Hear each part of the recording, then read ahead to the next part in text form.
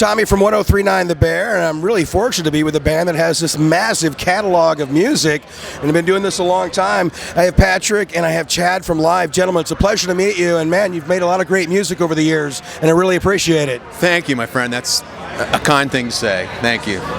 Well, Thank you for having us. I'm not messing around. Man, you got the new record, The Turn, and it's turning some heads, The first track has done great for us. Is there going to be a follow-up? Yeah, we're just finishing a video for actually the title track, The Turn.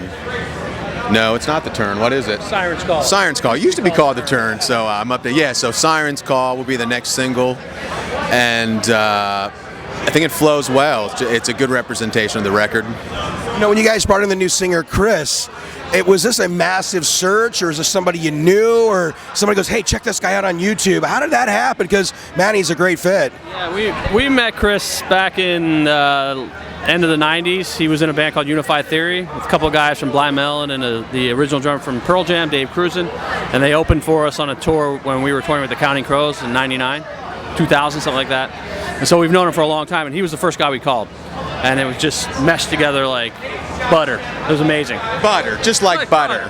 Well, with The Turn being the first record with Chris on vocals, was the process any different than maybe working with Chris versus Ed from back in the day? You still got to have a microphone and record singing, but there's personalities and stuff like that, and the whole writing process, This was a return for us to the old Live, where four guys sat down in a room and said, hey man, I've got these three chords and I've got this melody. And with Live in the later years with Ed, there were 10 years where it wasn't like that, and that had a lot to do with Ed leaving. And so all of a sudden to be back in the studio or in the writing process for Chris, the three of us looked at each other and it was just like, whoa, remember how this used to work? And this is brilliant, and this is what we're good at. And that's really the addicting part of it, and why people want to do it. When you get in there with 3, 4, 5 guys in a room and you're writing and you feel the magic and then you hear it back through the monitors, there's something special there. 100%. When I can tell when we're hitting when we're firing on all the cylinders, and it started that way with Chris and hasn't really slowed down.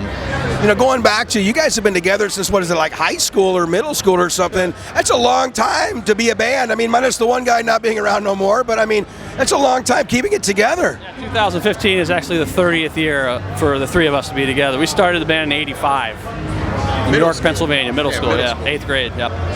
How cool is that to play with your lifelong buds all this time? It's awesome, but I don't know any different, so I guess it's awesome, That is kind of wild. You have your first band and it just continues forever, It's got to be great. Do you kind of think it's lame for a singer to pursue a solo career claiming he wants something new, but when you just go out and primarily play the songs that you put together, I'm sorry, but You know what? I hear you, and I'm not trying to start. No. I agree. I agree. He had his reasons for leaving, and that he told us they were some of them. And I have the same question. If I would talk to Ed today, I would be like, well, I thought you wanted to. So, no hard feelings. We're in a happier place. I hope he's in a better place. You guys look happy and you sounded great today. I did get to catch a couple songs in all the chaos and stuff. But you've got this new record, you got the new singer, you guys have been out on the road. How are things been going?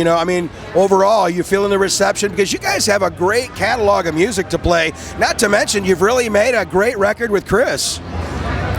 Thank you. Yeah, the reception's going really well. There was a break-in period there. We did a tour called the Summerland Tour back in 2013 with Art from Everclear, and that was kind of the first foray with Chris into the public, and it was accepted really well. It was actually butter.